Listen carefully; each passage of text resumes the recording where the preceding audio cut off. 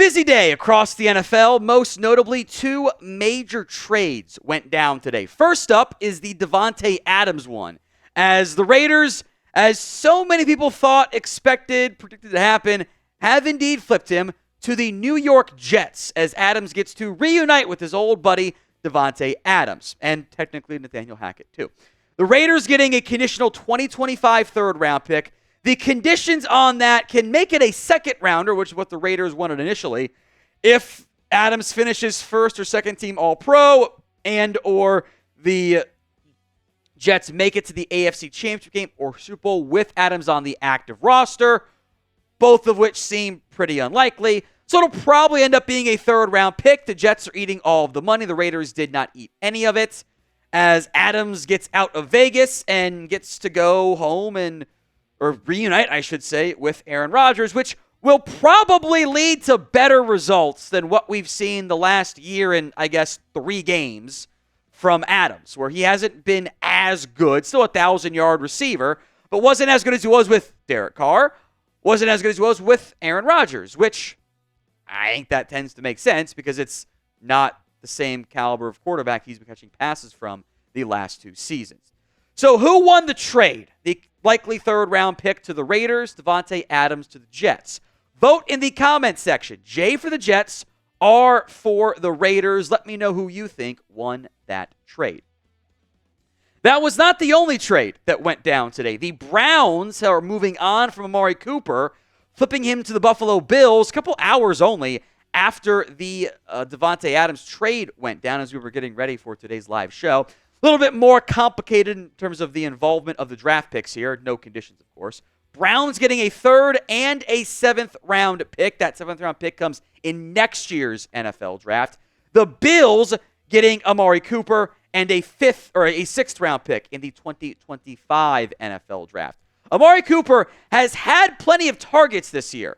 He hasn't caught nearly enough of them. Some have been drops. His drops are already at a career high, which, given the fact that the most drops in his career have come in the 3 years in Cleveland, might be a quarterback indication or could be a sign of decline. The Browns had already restructured Amari Cooper's contract to save money, and now they're going to have to pay it in the end. Allow them to get a bigger asset back than what they gave up to get him. Remember, the Browns flipped a 5th and a 6th round pick swap to get Amari Cooper from the Dallas Cowboys several years ago, I should say. And they get a 3rd round pick and other minor pick swaps later on from the Bills. In terms of return on your investment, pretty good for the Browns. Also puts them in kind of a tricky spot at wide receiver, given their own quarterback play, which we will talk about later on in today's show. So who won the trade? C for the Cleveland Browns, B for the Buffalo Bills. It is the pinned comment on today's video. So if the ad comes here on YouTube, take advantage of it. Head down there and let me know. C for the Browns and B for the Bills. Sticking with the Jets here. A real chance you see Mike Williams moved next. The Jets are reportedly down, open, shopping, whatever terminology you want to use there, to moving on from Williams and what is only a vet minimum base salary because they don't have a need at wide receiver. The Davante Adams role and the Mike Williams role are pretty overlapping for a player that just doesn't separate the way that he used to. There's already Garrett Wilson. You know they're not getting rid of Aaron Rodgers' buddy, Alan Lazard. So Williams is now at best wide receiver 4 with no special teams value. Plus Xavier Gipson offers you some return stuff and special team stuff and some gadgety things that you don't get out of Mike Williams. Yeah, already are going to stash Malachi Corley, the 3rd round pick this year. The need isn't there for Mike Williams. So will a team come calling? Maybe. It's not going to be a big return on the trade. I think you're getting maybe a mid to late day 3 pick at best. But if you're a team like, say, Pittsburgh, that has missed on all the wide receivers that have come available, calling on someone like Mike Williams wouldn't be the worst idea. Today's NFL Daily is made possible by Game Time. Game Time has a new feature. It's called Game Time Picks that makes getting tickets to your favorite team's play live even easier. Game Time Picks filters out the fluff to only show you incredible deals on great seats, so you don't have to waste time searching through thousands of different tickets. It is curation designed to save you even more on sports, concerts, comedy, theater, etc. The Game Time guarantee is this. If you find tickets in the same section and row for less, Game Time will credit you 110% of the difference. To repeat, same section, same row, find tickets that are cheaper, they're going to credit you 110% of the difference. So if you're buying tickets to any event, make sure you're using Game Time. Download the Game Time app today over at gametime.co. Create your account and use code CHATSPORTS for $20 off your first purchase. Terms do apply.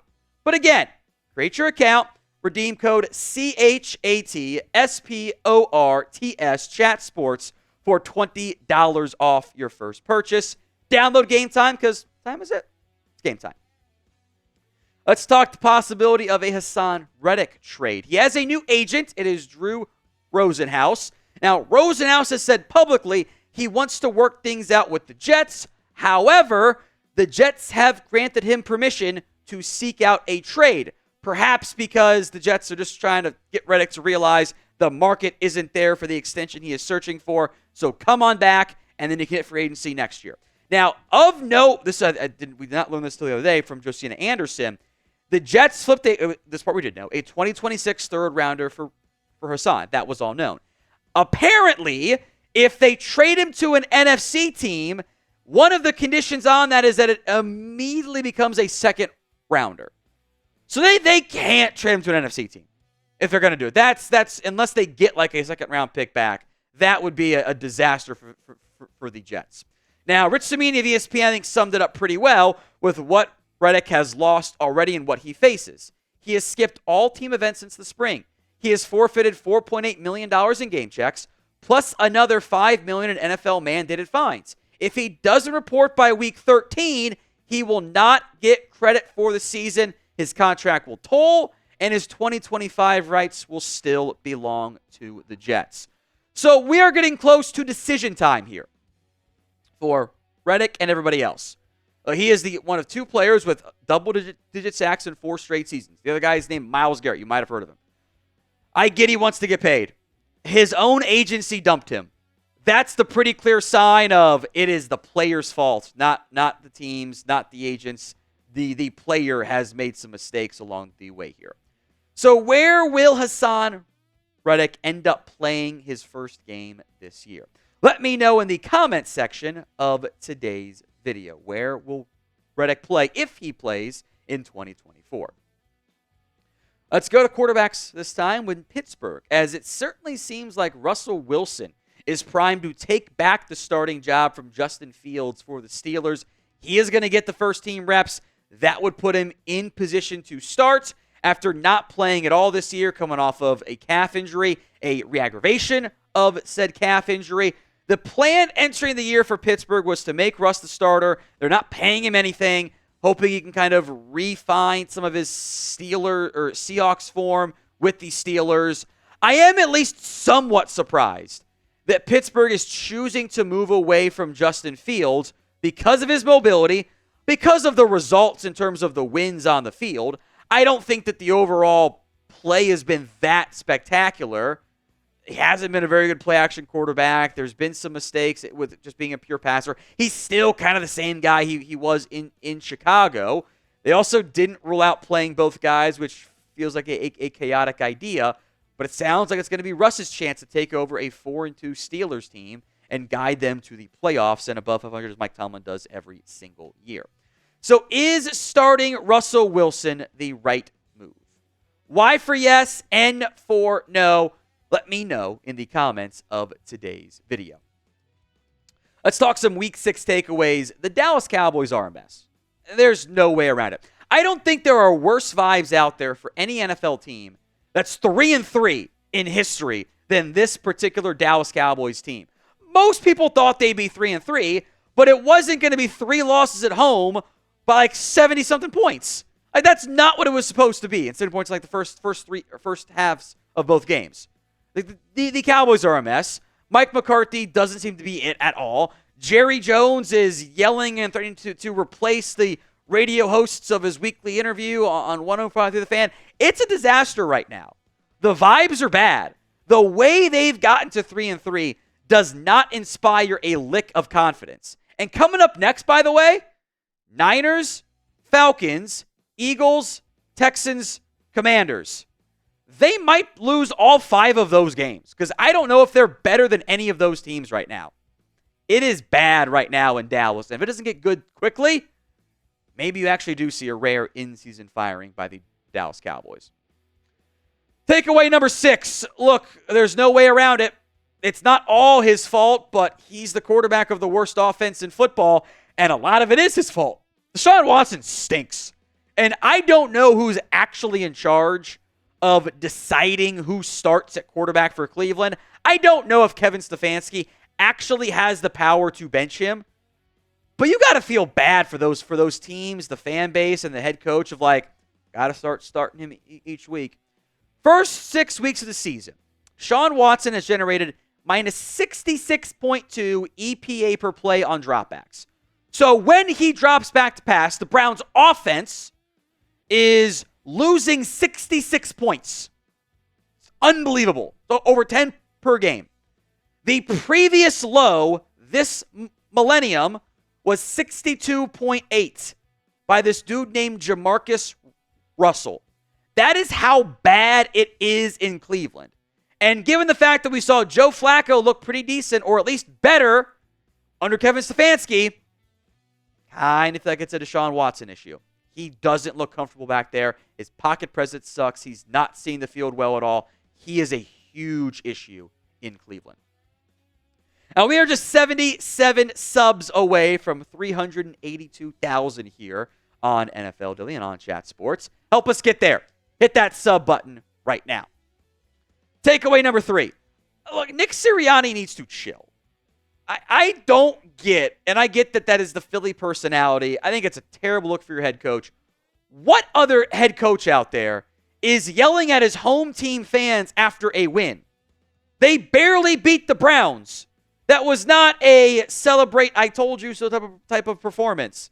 They continue to not move the ball in the first quarter. This is not actually a new offense under Kellen Moore. It's like 95% the same that it was previously.